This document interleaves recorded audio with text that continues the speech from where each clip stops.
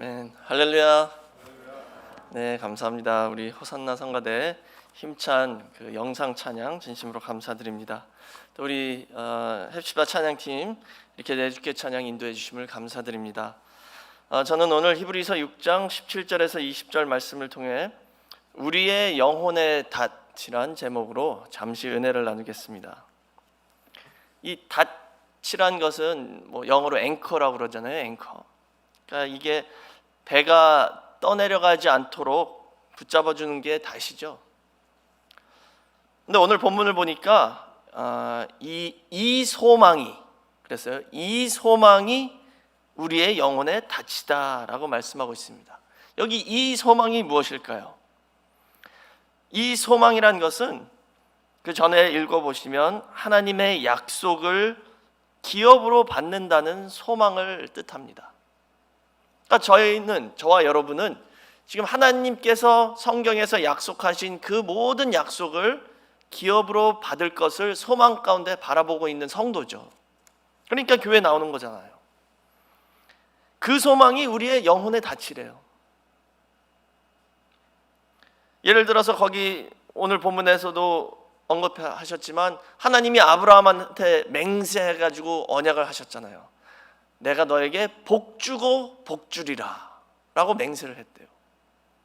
거기 맹세라는 단어가 나오지 않아도요, 히브리어로는 어떤 단어를 두 번 반복해서 언급할 때는 그게 맹세라는 뜻입니다. 반드시 복주겠다, 이런 말을 히브리어로는 복이란 단어를 두 번 반복함으로 그렇게 맹세했다는 것이죠. 그래서 복주고 복주리라, 번성케 하고 번성케 하리라, 두 번씩 나오죠. 하나님께서 약속을 맹세하셨다는 거예요. 그 소망이 바로 우리의 영혼의 닻입니다. 그러면서 하신 말씀이 두 가지 변치 못할 사실이 있기 때문에 이 소망은 확실하다. 근데 여기 두 가지 변치 못할 사실이 뭔지 좀 확실치 않죠. 자세히 읽어보셔야지 알 수 있어요. 여기 두 가지 변치 못할 사실은 뭐냐면요, 하나님의 뜻은 변함이 없다라는 게 첫 번째 변치 못할 사실입니다. 하나님은 한 번 뜻 정하시면 영원히 변함이 없다는 거예요. 그게 첫 번째 사실이고요. 두 번째는 하나님은 거짓말을 못 하신다가 변함없는 사실입니다. 이 두 가지 변치 못할 사실이 있기 때문에 우리는 확실히 믿고 거기에 소망을 둘 수 있다는 것이죠. 우리의 영혼의 닻을 삼을 수 있다라고 말씀하시는 겁니다. 그래서 이 소망이 있는 자는 아무리 폭풍이 불어도, 바람이 몰아쳐도, 아무리 파도가 쳐도 절대 떠내려가지 않는다, 이 뜻이잖아요. 그게 닻이죠. 닻. 배가 바람이 불어도 떠내려가지 않도록 묶어놓는 게 닻입니다. 근데 우리가 그런 소망이 없다면은요, 이 인생을 살면서 우리의 영혼의 닻이 없거나 혹은 제대로 되지 못한 것에 닻을 부착해서 우리의 영혼이 떠내려갈 수 있다는 거죠. 유리할 수 있다는 겁니다. 그냥 둥둥둥둥 목적지 없이 떠다녀 다니는 것이죠. 그래서 오늘 저는 저와 여러분, 우리가 어떤 곳에다 우리의 영혼의 닻을 내렸는지 그것을 한번 생각해 보길 바랍니다. 이 영혼의 닻을 소망이라고 불렀는데요, 사람은 소망이 있어야지 힘차게 살아나갈 수 있습니다. 소망이 있어야 내 영혼의 닻을 내릴 수 있다는 거예요. 소망이 없으면 그 닻을 내릴 수도 없고 유리하는 배같이 된다는 것이죠. 그래서 저와 여러분은 이 하나님의 소망을 우리만이 아니라 우리 자녀들과 권속들과 주변에 있는 많은 사람들에게 전해서 그분들이 다 유리하는 배가 아니라 영혼의 닻을 확실히 내려가지고 하나님께 완전히 붙어서 최종 승리하는 그런 성도가 될 수 있도록 이 말씀을 붙잡고 또 전수하는 그런 역사가 있으시길 먼저 주의 이름으로 축원하겠습니다. 그렇다면 우리는 어디에다가 이 소망을 두고 우리의 영혼의 닻을 내려야 할지 살펴보겠습니다. 미리 답을 말씀드리자면 우리의 영혼의 닻은, 다시 말하자면 우리의 소망은 보이지 않는 것과 흔들리지 않는 것과 변하지 않는 것에 소망을 둬야 합니다. 보이지 않는 것, 그리고 흔들리지 않는 것, 그리고 변하지 않는 것. 이런 것들에 우리의 소망을 두고 우리의 영혼의 닷을 거기다 걸어야 된다는 것이죠. 그럼 보이지 않는다는 것은 로마서 8장 24절에서 25절 말씀 보시면 우리가 소망으로 구원을 얻었음에 보이는 소망이 소망이 아니니 보는 것을 누가 바라리요? 만일 우리가 보지 못하는 것을 바라면 참으로 기다릴지니라 그랬죠. 여기 보이는 소망은 소망이 아니래요. 아니 보이는 것을 누가 바라냐? 지금 로마서에서 말씀하고 있죠. 다시 말하자면 우리의 인생을 살아가는 데 있어서 뭔가 어떤 목표를 두고 거기다 소망을 걸고 힘차게 일하고 가는데요. 막 하다 보니까 벌써 왔어. 벌써 내게 됐어요. 내 손에 들어왔어. 그럼 더 이상 소망이 없는 겁니다. 그렇죠? 그러니까는 우리가 최종 소망을 둘 것은 우리보다 더 크고 더 영원한 보이지 않는 것에다가 소망을 둬야 된다는 것이죠. 내 평생을 걸고 따라갈 수 있는 그런 것에다가 소망을 둬야 된다는 것입니다. 물론 저희가 살면서 중간중간에 작은 목표들이 있고 작은 소망들이 있죠. 그런 것을 말하는 게 아니라 최종 소망. 그래서 골로새서 1장 5절 말씀 보시면 하늘에 쌓아둔 소망이다 라고 말씀하고 있어요. 또 히브리서 6장 19절에는 휘장 안에 들어가 있는 소망이다 그랬죠. 그래서 저희가 많은 분들은 우리의 직업을 이렇게 평생으로 바라보고 갈 수도 있죠. 그러나 그것도 영원히 할 수 없습니다. 저희가 이제 은퇴도 해야 되고 평생 할 수 있는 게 아니에요. 그 인터넷에 보시면 그 복권 타신 분들에 대한 스토리가 많아요. 근데 복권 타가지고 오히려 인생이 잘못되고 망하신 분들이 많더라고요. 왜냐하면 이제 다 이루었다 생각하니까 거기서부터 손 놓고 망가지기 시작하는 것이죠. 그 다음에 또 보이지 않는 것에 소망을 두어야 한다라는 뜻은 고린도후서 4장 18절 말씀 보시면 우리의 돌아보는 것은 보이는 것이 아니요 보이지 않는 것이니 보이는 것은 잠깐이요 보이지 않는 것은 영원함이니라 라고 말씀하셨습니다. 그러니까 우리가 보이지 않는 것에 소망을 두어야 하는 이유는 보이는 것은 반드시 잠깐 있다가 없어진다는 거예요. 그러나 보이지 않는 것만이 영원하다라고 말씀하셨습니다. 그러니까 우리는 그 영원한 것에 소망을 둬야죠. 잠깐 있다 없어질 것에 소망 두면 내 영혼의 닻이 거기에 딱 붙어 있다가 없어지면 이제 어떻게 할 거예요? 그럼 우리는 떠내려가는 것이죠. 그래서 요한일서 2장 17절에 이 세상도 그 정욕도 지나가되 오직 하나님의 뜻을 행하는 이는 영원히 거하느니라 라고 말씀하셨습니다. 이 보이는 세상 반드시 지나간다라고 말씀하신 겁니다. 그러니까 거기다가 소망을 두지 말고 영원하신 하나님의 말씀을 붙잡고 그 하나님의 뜻을 행하는 성도가 되어야 된다는 것이죠. 또 다른 표현으로 이사야 40장 6절에서 8절을 보시면 모든 육체는 풀이요라고 말씀하셨어요. 저희를 말씀하는 겁니다. 모든 육체, 사람이죠. 모든 육체는 풀이요 그 모든 아름다움은 들의 꽃 같으니 풀은 마르고 꽃은 시들면 여호와의 기운이 그 위에 불미라. 이 백성은 실로 풀이로다. 풀은 마르고 꽃은 시드나 우리 하나님의 말씀은 영영이 서리라 라고 말씀하고 있습니다. 그래서 사도 바울은 이 땅에 있는 집을 장막이라고 표현했어요. 장막. 그래서 이 땅에 있는 집이 이 몸, 우리의 육체도 우리의 장막집이고 또 우리가 살고 있는 집도 장막이라는 것이죠. 그러면서 사도 바울이 하신 말씀이 그러나 하늘에는 우리의 영원한 집이 있다라고 말씀하셨어요.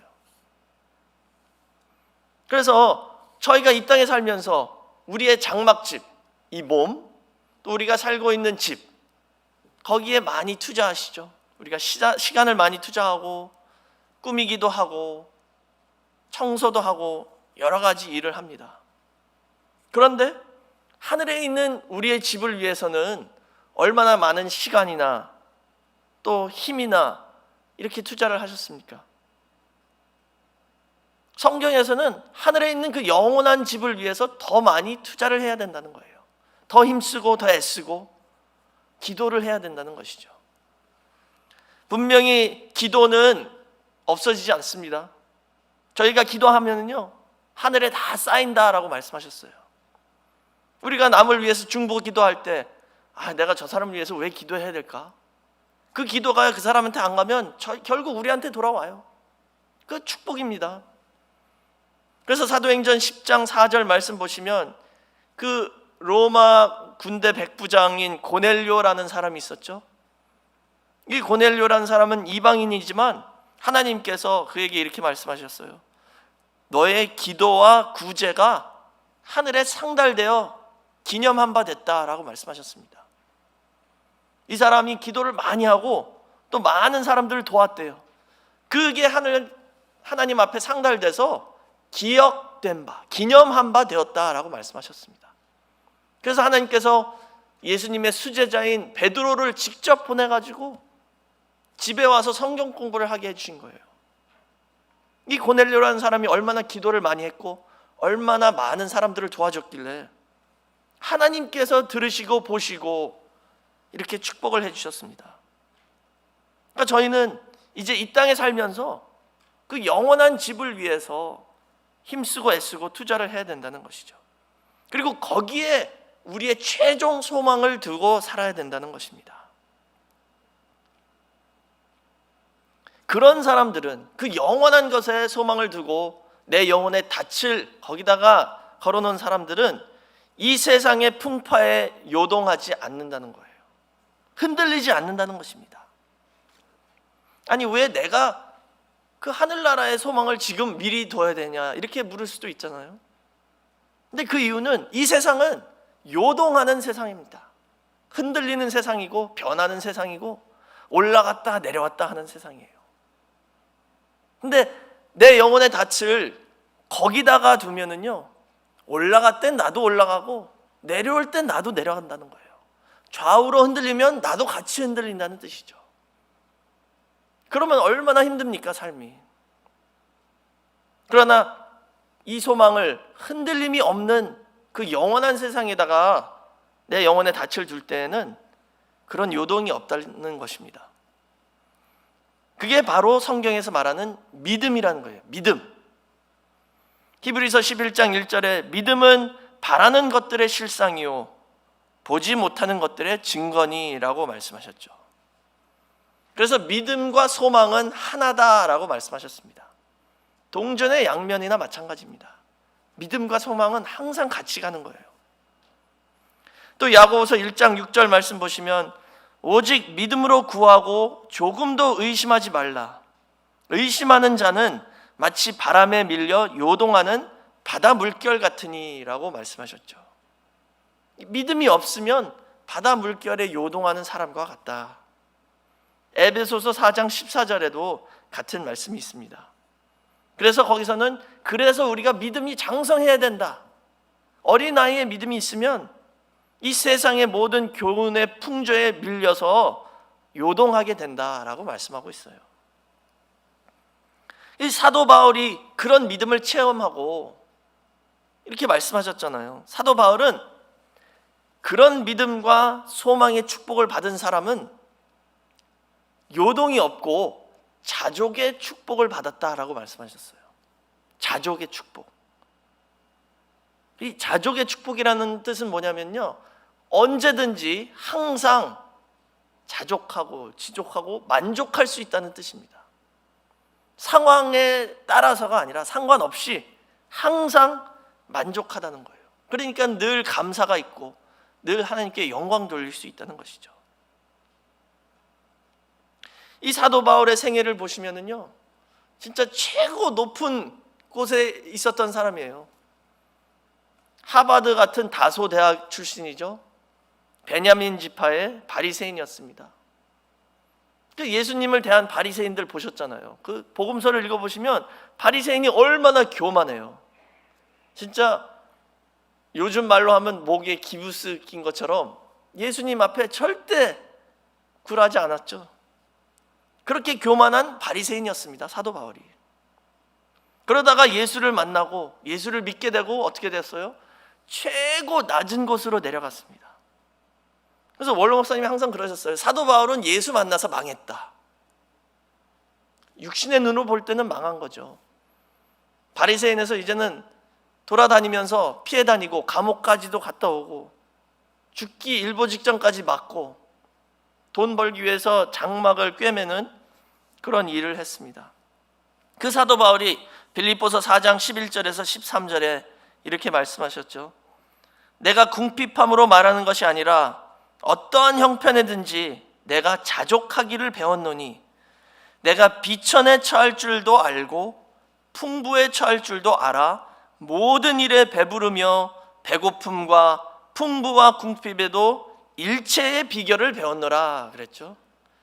배고프고 배부르나 풍부와 궁핍에서 일체의 비결을 배웠대요.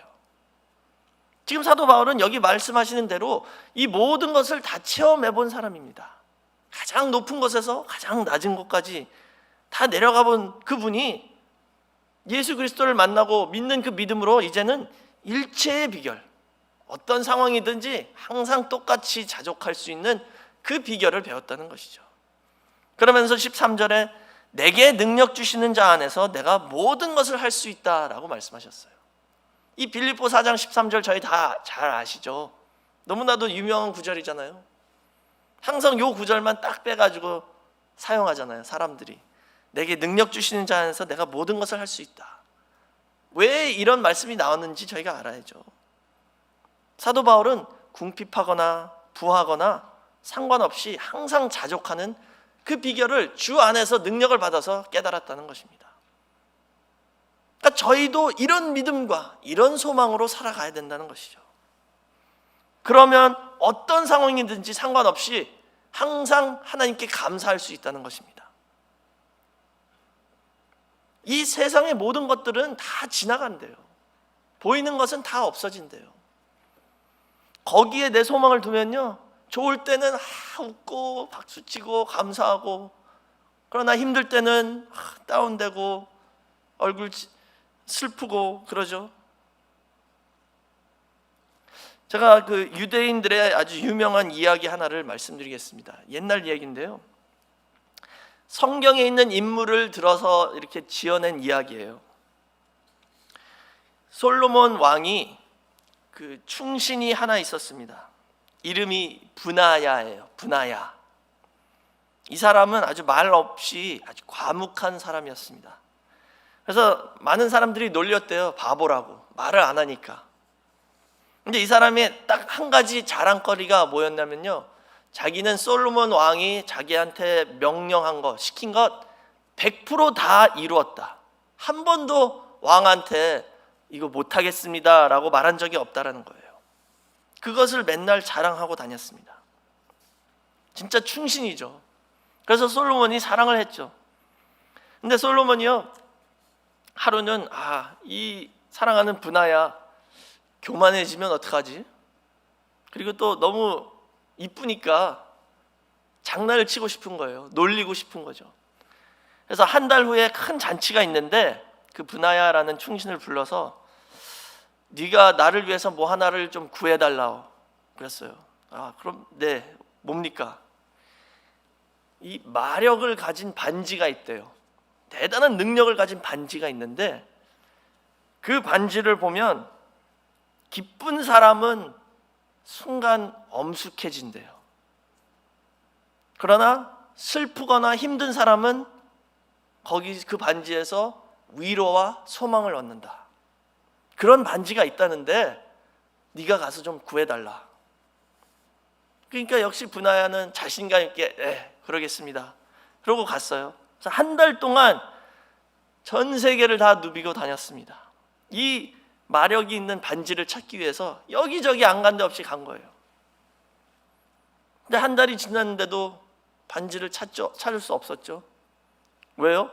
그런 반지는 없으니까 솔로몬 왕이 그냥 지어낸 거예요. 존재하지 않는 반지인데 놀리려고 장난치려고 지어낸 건데 한 달 동안 애쓰면서 돌아다녔어요. 찾지 못해서 이제 결국 내일이면 그 잔칫날인데 예루살렘으로 돌아와서 밤에 혼자 낙심한 가운데 이 길을 걸어가고 있는데 아주 허름한 동네였는데요.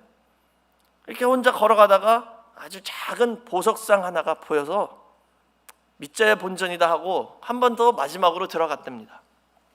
그래서 거기 갔더니 젊은이가 하나 있는데 혹시 몰라서 그 사람한테 물어봤습니다. 이런 반지 들어봤냐? 역시 그런 거 없다 그러죠. 그래서 떠나려고 딱 나오는데 그 뒷방에서 할아버지가 한 분이 막 뛰어나오시더니 잠깐만 기다리라 라고 이 브나야를 붙잡았습니다. 그래서 왜요 할아버지? 이 반지 혹시 아세요? 그랬더니 글쎄 한번 잠깐만 기다려봐 그러시는 거예요. 그래가지고 막 찾더니 평범한 아주 그냥 금반지, 평범한 금반지 하나에다가 뭐를 막 새겨요 할아버지가.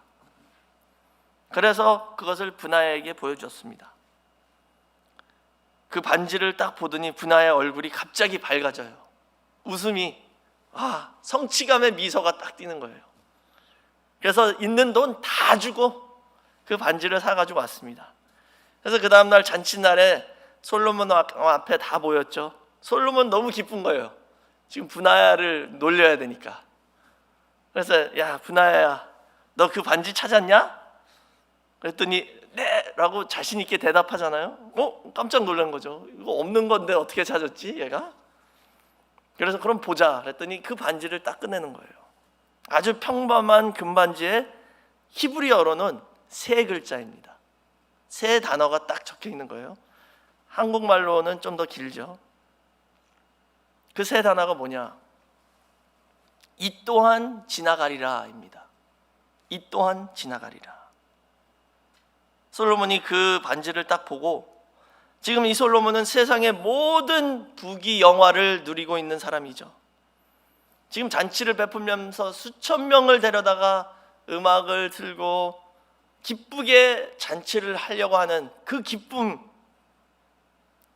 그 반지를 딱 보고 엄숙해진 거예요. 순간 이 또한 지나갈 거구나. 나의 부귀 영화가 그렇게 세상에서 유명한 솔로몬의 부귀 영화도 결국은 지나가는구나. 그래서 엄숙하게 고개를 숙였죠. 근데 만약에 어떤 고난이나 역경이나 환난을 겪고 있는 사람이 그 반지를 한번 보면 어떨까 솔로몬이 또 생각을 해봤습니다. 이 또한 지나가리라.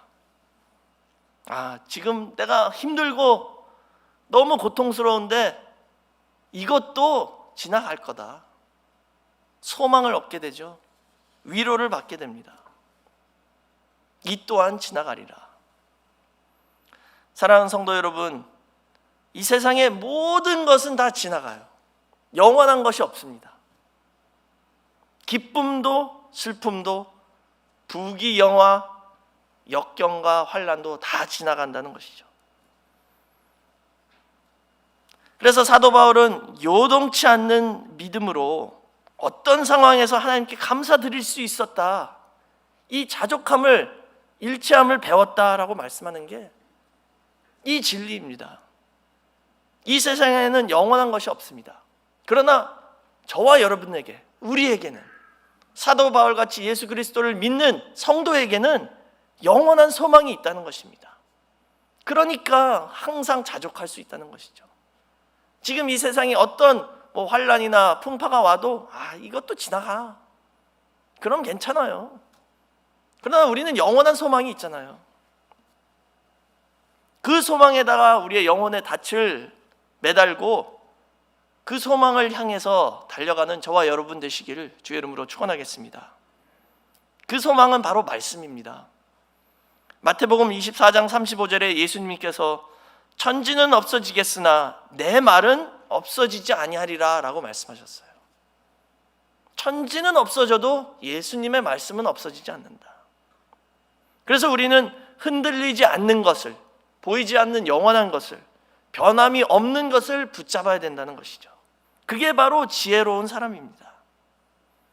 이 세상의 변함, 그 변하는 상황을 붙잡으면 거기에 따라서 내 감정도 올라갔다 내려왔다, 내 얼굴도 웃었다 찌푸렸다 이렇게 되는 것이죠. 계속 흔들린다는 것입니다. 뭐 많은 분들이 주식하잖아요. 주식이 올라가면 나도 올라가고 내려가면 눈물 흘리고. 성도는 하나님의 약속의 말씀만 붙잡아야 된다는 것입니다. 그리고 주님을 따라서 주님의 페이스에 맞춰서 우리가 가야 된다는 거예요. 세상 페이스에 따라가면 안 돼요. 주님의 페이스에 맞춰서 따라가라는 것입니다. 그래서 요한계시록 15장 2절 말씀 보시면 짐승, 이 마지막 때 짐승이 등장하잖아요. 적그리스도 사단. 그 짐승을 이긴 성도들은 유리바다 위에 서 있다라고 나와 있어요. 유리바다. 그런 믿음으로만 마지막 환난을 이길 수 있다는 겁니다. 어떤 믿음이냐? 유리바다 같은 믿음. 아까 야고보서 1장 6절에서 의심하는 사람은 바다의 파도 같다 그랬죠. 근데 유리바다는 파도가 없잖아요. 잔잔합니다. 항상 변함없이 똑같아요. 그런 믿음이 있어야지만이 마지막 날 환난을 이길 수 있다는 것입니다. 이사야 54장 10절에 산들은 떠나며 작은 산들은 옮길지라도 나의 인자는 내게서 떠나지 아니하며 화평케 하는 나의 언약은 옮기지 아니하리라 라고 말씀하셨어요. 역시 여기 두 가지 변함없는 게 있죠. 하나님의 인자 그리고 하나님의 언약입니다. 여기 인자라는 단어가요, 히브리어로 헤세드인데요, 이 헤세드라는 단어는 번역하기가 좀 힘듭니다. 왜냐하면 여기에 두 가지 개념이 다 담겨 있는 거예요.